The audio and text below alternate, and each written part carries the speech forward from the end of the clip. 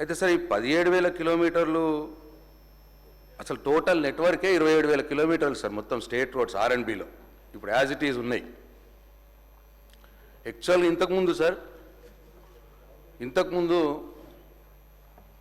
ఈ డబుల్ రోడ్లు వచ్చి సార్ మొత్తం 50 ఇయర్స్ మేము రాకున్న వాళ్ళు 50 ఇయర్స్లో డబుల్ రోడ్లు 6,093 కిలోమీటర్లు ఉండింది. 6,093 కిలోమీటర్లు. దాన్ని మేము ఈ 10 ఇయర్స్ కాలంలో దానికి 8,672 కిలోమీటర్లు 8,672 కిలోమీటర్లు నేషనల్ హైవేస్కి ట్రాన్స్ఫర్ చేసిన రోడ్లతో కలుపుకొని యాడ్ చేసినాం సార్. మేము కొత్తగా 8,672 కిలోమీటర్ డబుల్ లేన్లు చేసినాం. 50 సంవత్సరాల్లో 6,093 కిలోమీటర్లు ఉండేది సార్. క్వశ్చన్ ఇదే సంబంధం సార్. 17,000 కిలోమీటర్ల టార్గెట్కి ఇది రిఫరెన్స్ సార్. ఇది సార్ చెప్పనియండి సార్, ఎట్లా సార్ ఇది?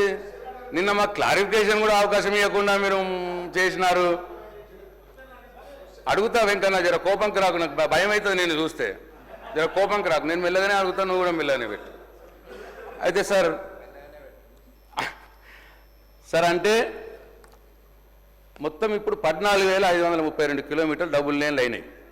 మేము 8,672 కిలోమీటర్లు మేము చేసిన తర్వాత 14,532 కిలోమీటర్లు సార్. అట్లనే 4 లైన్లు మొత్తం 50 సంవత్సరాల్లో 669 కిలోమీటర్లు ఉంటే మేము 10 సంవత్సరాలలో 485 కిలోమీటర్లు కొత్తగా 4 లైన్లు చేసినాం. అది 1,154 కిలోమీటర్లు సార్. అంటే దాదాపు 22,000 కోట్ల రూపాయలు మేము 10 సంవత్సరాల్లో ఖర్చు చేసినాం.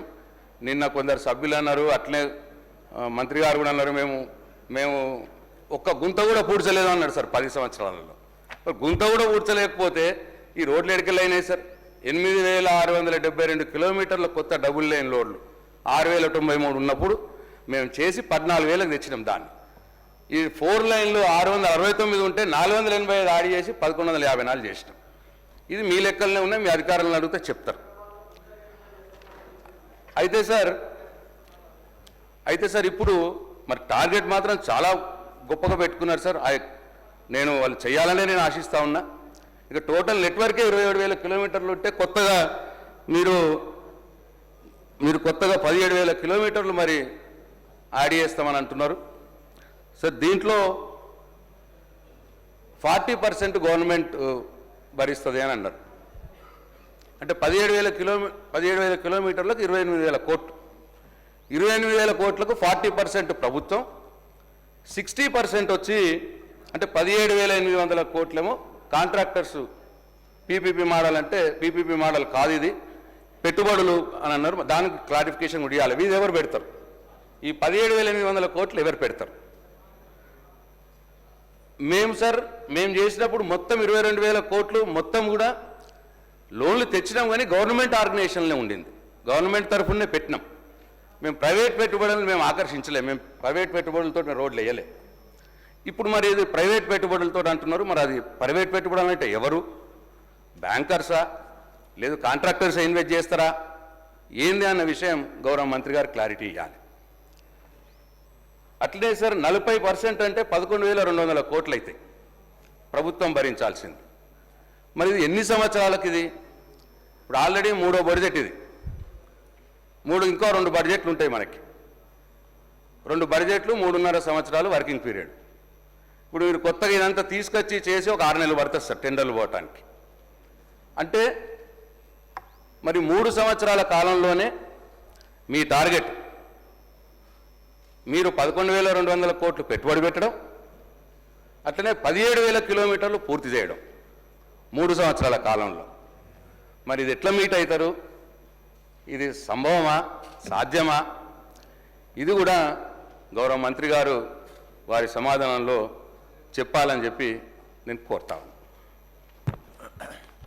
స్పీకర్ సార్, మంత్రి గారు ప్రశ్నకు కొంచెం సమాధానం బాధ్యతగా ఇస్తే బాగుంటుంది అధ్యక్ష. మేము అడిగిన ప్రశ్న రోడ్లు మరియు భవనాల శాఖ పరిధిలో ప్రభుత్వ ప్రైవేట్ భాగస్వామ్యంతో రోడ్లు వేయడానికి ప్రభుత్వం వద్ద ప్రతిపాదన ఏమైనా ఉన్నదా?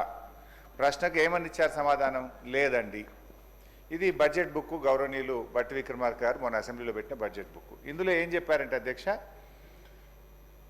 40% ప్రభుత్వ నిధులతో 60% ప్రైవేట్ డెవలపర్ల పెట్టుబడితో రహదారులను అభివృద్ధి చేస్తాం.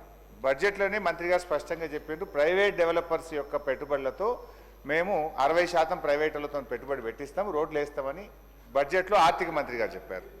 అసెంబ్లీలో ప్రశ్న అడిగితే ఈ గౌరవ R&B మంత్రి గారు ఏమంటున్నారంటే ప్రశ్నకు ఆన్సర్ లేదండి అని చెప్పారు. లెట్ మీ క్వశ్చన్, అన్ని క్వశ్చన్లు కలిపి ఆన్సర్ చేయమనండి సార్.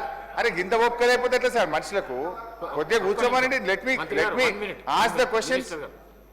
గంత ఒప్పుకోలేకపోతే ఎట్లా?